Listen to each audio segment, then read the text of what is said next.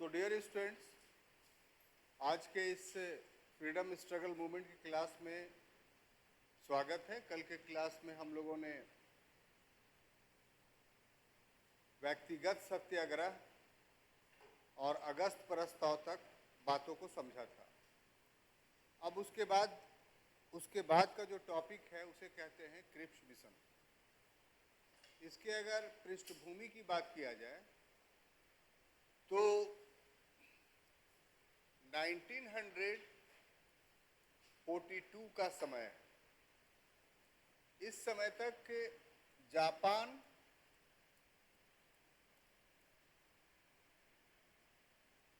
दक्षिणी पूर्व Asia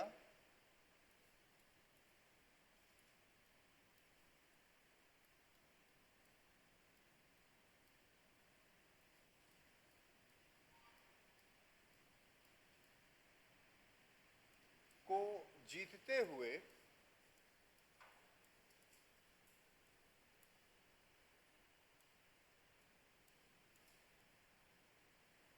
Burma, जो वर्तमान समय में म्यांमार कहा जाता है, बर्मा तक पहुंच चुका था।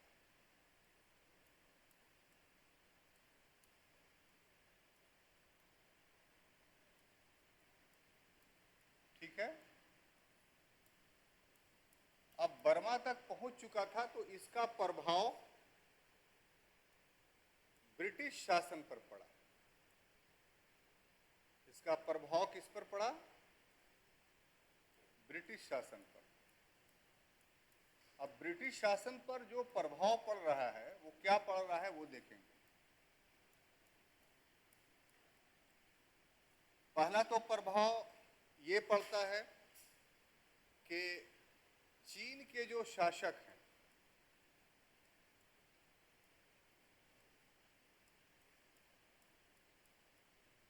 जिनका नाम चियांग काई शेक था,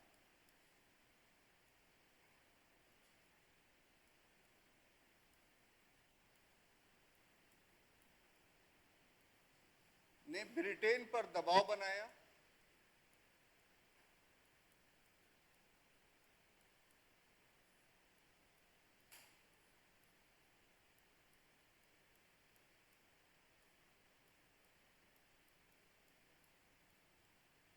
उसके बाद एक दूसरी घटना घटी जिसका नाम है अटलांटिक चार्टर।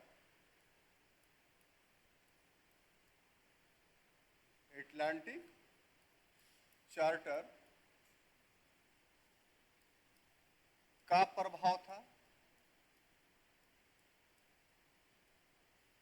और सबसे महत्वपूर्ण बात था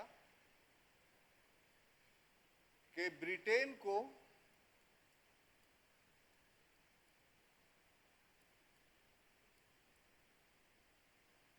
भारत के समर्थन की आवश्यकता थी।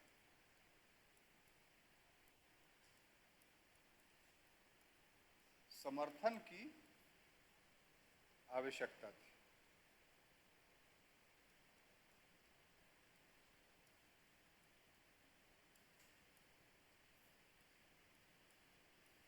तो ये तीन परिस्थितियां थी जो क्रिप्स मिशन को भेजने के लिए ब्रिटेन को मजबूर किया गया, या ब्रिटेन क्रिप्स मिशन को भारत भेजने पर मजबूर हुआ। तो परिस्थितियां क्या थी? पहला ये कि जो वर्ल्ड वार चल रहा था तो इसमें 42 का जो समय है वो मित्र राष्ट्रों के लिए बहुत कठिन समय था, क्योंकि उधर जर्मनी से भी मित्र राष्ट्र हार रहे थे। जर्मनी की सेना रूस के अंदर तक पहुंच चुकी थी। फ्रांस के आधे भाग पर कब्जा हो चुका था जर्मनी का। और जो एक्सिस पावर का जो धुरी राष्ट्र में सदस्य थे उसमें जर्मनी के साथ एशियाई महादेश में जापान दे रहा था। तो जापान जो एशिया का क्षेत्र था, क्योंकि जापान एक एशियाई देश है, चीन के बगल में है, आपके दिमाग में होगा, तो उसका साम्राज्य का विस्तार या उसका युद्ध यूरोप में नहीं लड़ा जा रहा था। जापान का युद्ध एशिया महादेश में हो रहा था और उसमें इंडोनेशिया, मलेशिया ये सब जीतता हुआ बर्मा तक पहुंच चुका था। और ये सारे इंडोनेशिया, मलेशिया, बर्मा ये सब कॉलोनी थे, ये सब इंडिपेंडेंट नहीं थे। तो इसका मतलब क्या है, क्या हुआ कि मित्र राष्ट्र इन क्षेत्रों में हार गया। अब ऐसी परिस्थिति में जो चीन के शासक थे चियांग काई शेक, इन्होंने बाजाबते तौर पे दबाव बनाया ब्रिटिश प्रधानमंत्री पे, चर्चिल पे, कि आप भारत को स्वतंत्र कर दीजिए। आप लोकतंत्र का युद्ध लड़ रहे हैं और भारत में लोकतंत्र को दबा रहे हैं, तो ये द्वंद्वात्मक स्थिति आपको द्वितीय विश्व युद्ध में पराजित कर देगी और इस युद्ध में भारतीयों का सहयोग लेना काफी जरूरी है। तो इस प्रकार से चियांग काई शेक का दबाव पड़ा। दूसरा एक घटना है अटलांटिक चार्टर। अटलांटिक एक महासागर है, आप जानते हैं।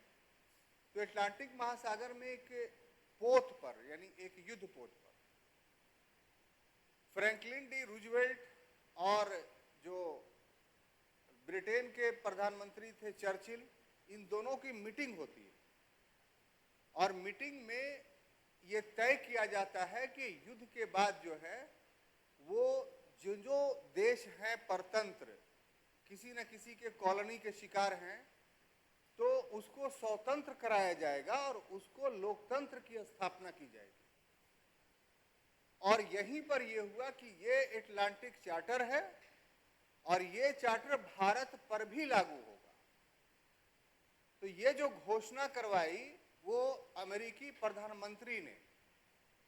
तो इस तरीके से ब्रिटेन पर अटलांटिक चार्टर का भी दबाव था। और सबसे बड़ी बात यह थी कि ब्रिटेन का ही उपनिवेश भारत था और भारत के बिल्कुल ही निकट बर्मा, जो 1935 तक भारत का ही भाग रह चुका था, 1875 से लेके 1935 तक। 35 में भारत ने उसको, यानी भारत की ब्रिटिश सत्ता ने उसको अलग देश की मान्यता दे दी, उसको स्वतंत्र कर दिया। और ये भारतीय नेताओं की मांग के आधार पर किया गया। ये डिमांड था कि बर्मा कभी भी भारत का भाग नहीं रहा। तो इस तरीके से अंग्रेजों ने एक देश के रूप में मान्यता दे रखी थी, तो उस पर भी जापान का अधिकार हो गया। ऐसी परिस्थिति में अगला देश जो था वो भारत था। तो यहां पर हरिजन नामक समाचार पत्र, समाचार कह रहे हैं, पत्रिका में जो गांधी जी निकाला करते थे, उस गांधी जी ने 5 मार्च 1930 ईस्वी को एक लेख लिखा और उस लेख में ये कहा कि अंग्रेजों तुम भारत से जाओ, अगर तुम रहोगे तो जापानी आक्रमण भारत पर हो जाएगा, अगर तुम चले जाओगे तो जापान का आक्रमण भारत पर नहीं होगा, क्योंकि जापान को भारतीयों से शत्रुता नहीं है, जापान को भारत में ब्रिटिश सत्ता से शत्रुता है। तो अगर तुम्हारी सत्ता समाप्त हो जाएगी तो फिर भारत जापान के आक्रमण से बच जाएगा, यहां विध्वंस नहीं होगा जापान का। तो इस तरीके से राष्ट्रीय नेताओं का भी दबाव था। तो ये 3 ऐसे काउस थे जिसने ब्रिटिश सत्ता को मजबूर किया कि वो भारत को कुछ सुविधा देने के लिए कोई आयोग भेजे। तो इस सर्कमस्टांसेस में जो इतना आपने देखा, ये जो तीनों सर्कमस्टांसेस थे, इससे प्रभावित होकर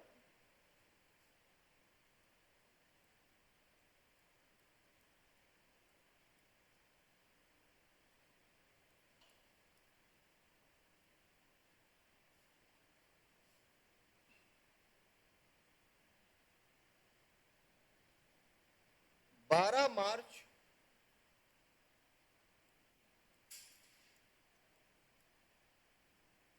1924 ईस्वी को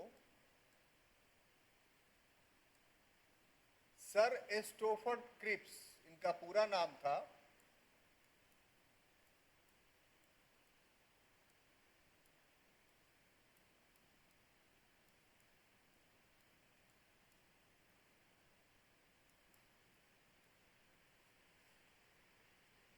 के नेतृत्व में एक आयोग बनाया गया, एक कमीशन बनाया गया।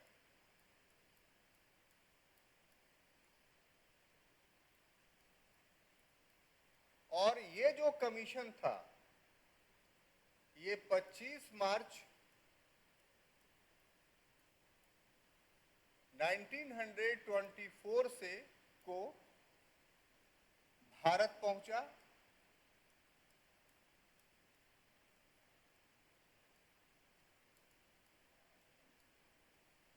और भारत पहुंचने के बाद यहां के नेताओं से विचार विमर्श करने के पश्चात 30 मार्च 1924, सॉरी तो गलत लिख रहे हैं ना,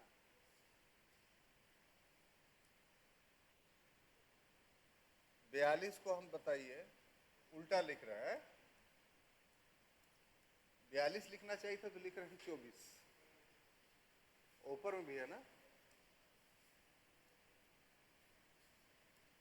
42 होता है, ठीक है। तो 30 मार्च 25 मार्च से लेकर 30 मार्च तक उसने डिस्कशंस किया और डिस्कशन करने के बाद 30 मार्च को ही अपनी घोषणा प्रस्तुत की और इसी घोषणा को क्या कहा जाता है इतिहास में? क्रिप्स प्रस्ताव। देखिए, अगर इस घटना के बैकग्राउंड में जाइएगा क्रिप्स प्रस्ताव के, तो थोड़ी सी बात जानिए। ये चर्चिल के द्वारा अंतर्राष्ट्रीय समुदाय को संतुष्ट करने का एक प्रयास था। वास्तव में इस मिशन के जरिए चर्चिल भारतीयों को कुछ देना नहीं चाहता था और चर्चिल को ये पता था कि जो प्रस्ताव लेकर के हम भेज रहे हैं उसको भारत के लोग मानेंगे भी नहीं। तो जब उसको सब कुछ पता था, प्री प्लान था, और क्रिप्स क्या रिपोर्ट देगा ये चर्चिल पहले ही बता चुका था कि तुम्हारी सीमा ये है, तुम इसी सीमा के अधीन जो है वो अपना रिपोर्ट दोगे। और सर स्टोफर्ड क्रिप्स का जो व्यक्तित्व है वो व्यक्तित्व भारत के पक्ष का था,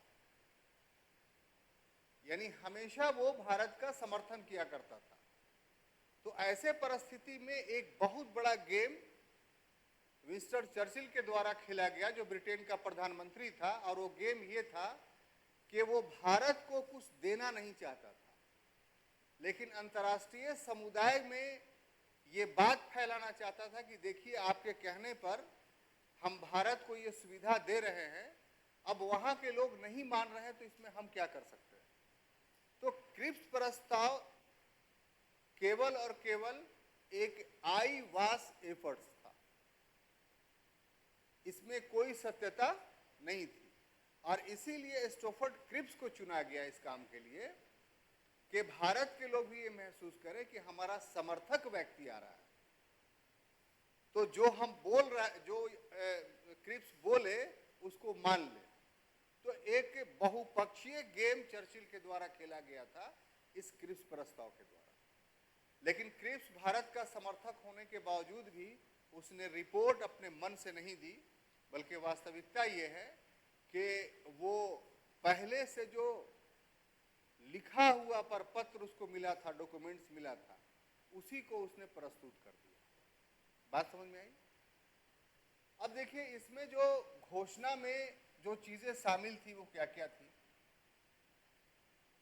कि युद्धोपरांत यानी पोस्ट वार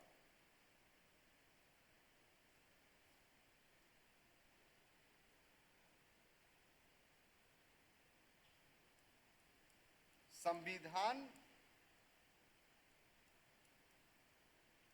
सभा का गठन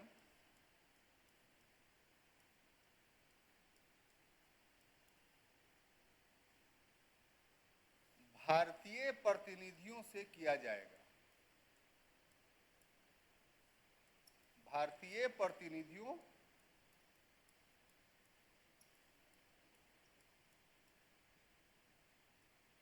से किया जाएगा।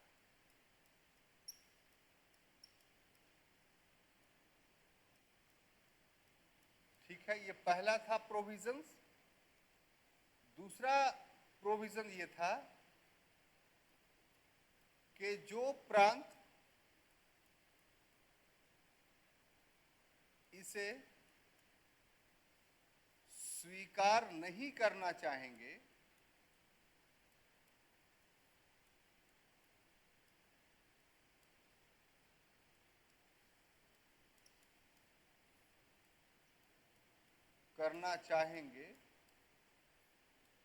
वह स्वतंत्र रह सकते हैं।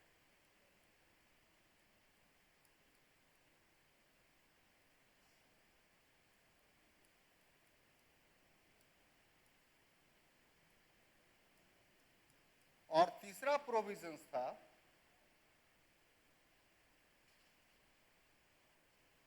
कि अल्पसंख्यकों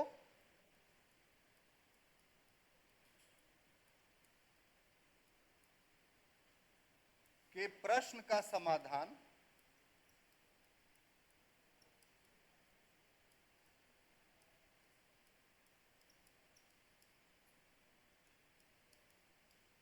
गवर्नर जनरल द्वारा किया जाएगा।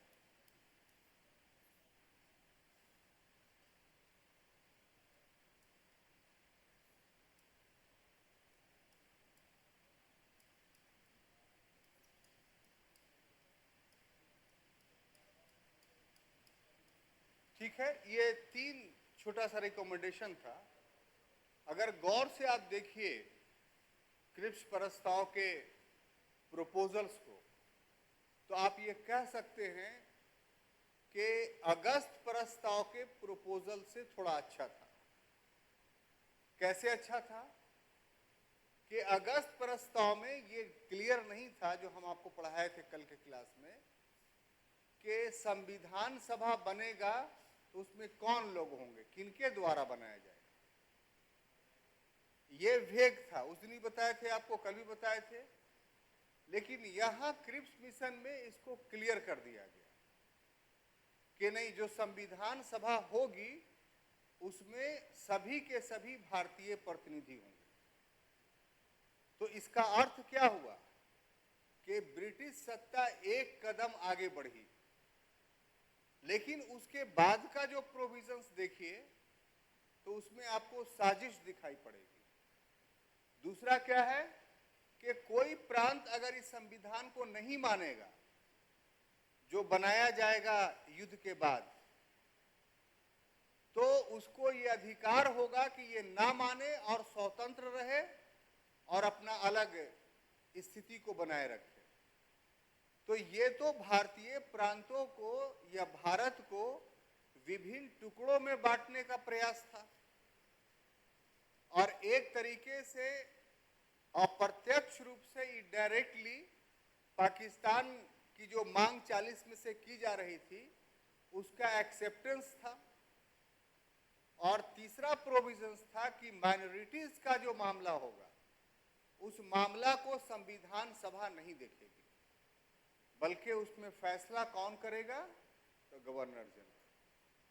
अब ये तीनों प्रोविजंस जैसे ही आया तो आने के बाद क्या होता है वो देखिए।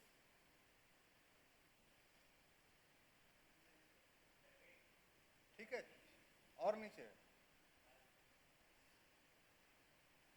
चलिए पहले लिख लीजिए, तब बकबक करते हैं।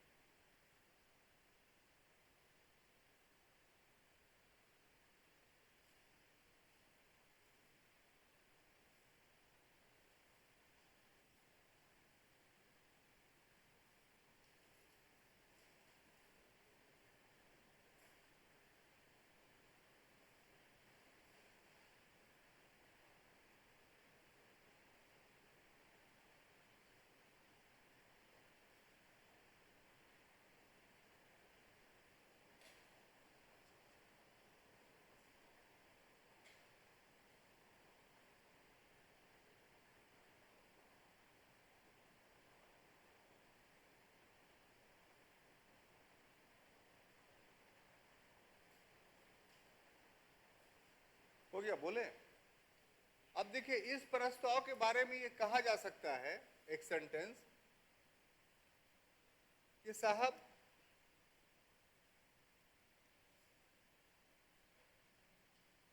अगस्त प्रस्ताव से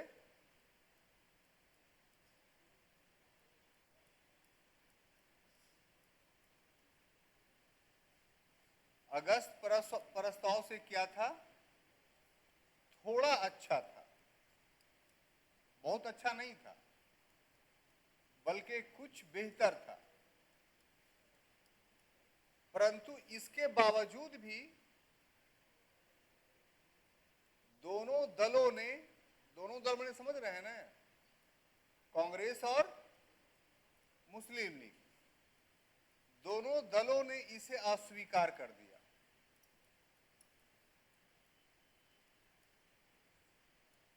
क्यों अस्वीकार कर दिया? तो दोनों के आधार अलग अलग थे। जहां तक कांग्रेस का प्रश्न है, तो कांग्रेस का डिमांड तो शुरू से था। आपको याद होगा कि कांग्रेस जो अगस्त प्रस्ताव आया था उसके पहले ही गांधी जी ने, ये कांग्रेस ने क्या डिमांड रखा था कि इंटरिम गवर्नमेंट बना दिया जाए और इंटरिम गवर्नमेंट ही ब्रिटेन का साथ देगी सेकेंड वर्ल्ड वॉर में। तो इस बात को नहीं माना गया और अगस्त ऑफर आ गया। उसके रिएक्शंस में गांधी जी ने क्या किया? तो व्यक्तिगत सत्याग्रह लॉन्च किया। तो कांग्रेस का स्टैंड सेकेंड वर्ल्ड वॉर में बिल्कुल क्लियर था कि आप पूर्ण आजादी अभी मत दीजिए, लेकिन उस पूर्ण आजादी की प्रक्रिया शुरू कर दीजिए, तो आपका साथ दे देंगे हम। तो ऐसी स्थिति में क्रिप्स प्रस्ताव को कैसे स्वीकार कर ले? स्वीकार करना ही नहीं था, क्योंकि क्रिप्स प्रस्ताव में कहीं पर स्वतंत्रता की बात नहीं थी।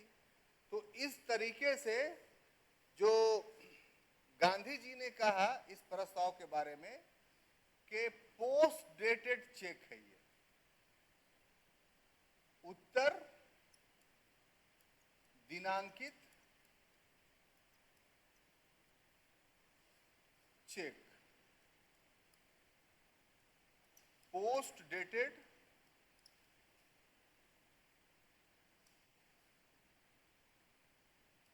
चेक है। ये किसने कहा? तो गांधी जी ने कहा। क्योंकि इसमें जो भी चीज है वो कब मिलेगा आपको? युद्धोपरांत, अभी नहीं मिलेगा। और इसी में जवाहरलाल नेहरू ने एक शब्द जोड़ दी कि ऐसा बैंक जो दिवालिया हो रहा है, ऐसा बैंक जो दिवालिया होने वाला। इसका सेंस क्या है कि बैंक का यहां पर संबंध ब्रिटिश सत्ता से है और ब्रिटिश सत्ता रहेगी ही नहीं भारत में, तो फिर उसके चेक का वैल्यू क्या है? तो ये किसने कहा? तो ये कहा नेहरू ने। तो इस ढंग से कांग्रेस ने क्रिप्स प्रस्ताव को पूरी तरीके से नकार दिया। अब जहां तक मुस्लिम लीग का प्रश्न है कि मुस्लिम लीग ने इसे क्यों नहीं स्वीकार किया, तो मुस्लिम लीग का अपना एक अलग आधार था और इसका आधार ये था कि स्पष्ट रूप से पाकिस्तान की बात नहीं कही गई। स्पष्ट रूप से पाकिस्तान का प्रावधान नहीं किया गया था। इस आधार पर दोनों ने क्रिप्स प्रस्ताव नहीं किया गया था। ठीक है, तो इस तरीके से क्रिप्स प्रस्ताव क्या हुआ? पूरी तरीके से फ्लॉप हो गया, सफल नहीं हुआ। तो ये एक छोटा सा टॉपिक था जो हमने आपको पढ़ाया। इसके बाद दूसरा टॉपिक भी आज ही के क्लास में होगा, तो पहले इसको लिख लेंगे, उसके बाद दूसरे टॉपिक पर आते हैं।